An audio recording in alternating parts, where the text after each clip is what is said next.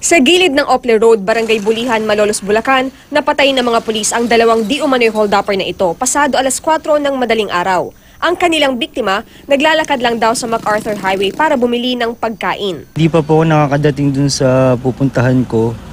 Sinalubong na po akong dalawa nakamotor.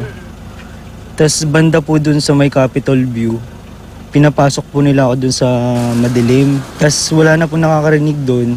Kahit na magsisigaw ako. So, sinuntok na po ako nung isa. Tapos, yung isa naman po, tinutukan na po ako ng baril. Nakuha sa biktima ang 1,000 pesos at kanyang cellphone.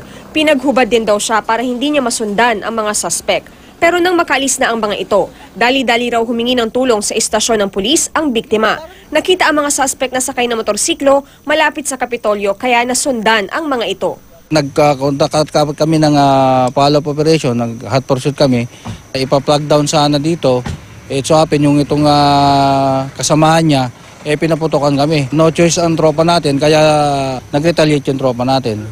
Positibo ang biktima na ang dalawang lalaki ang nang-hold up sa kanya. Nakita raw niya kasi ang plaka ng motorsiklo at namukaan din ang isa sa kanila. Dito talaga lagi yung daan ko. So, yung isang lalaki, nakikita ko siya lagi. So, familiar ako sa mukha niya.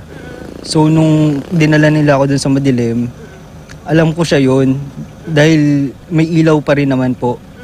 Patuloy pang inaalam ang pagkakakilanlan ng mga suspect. Nakuha sa kanilang isang caliber 38, caliber 22, mga bala at 5 sachet ng hinihinalang shabu. Victoria Tulad, GMA News.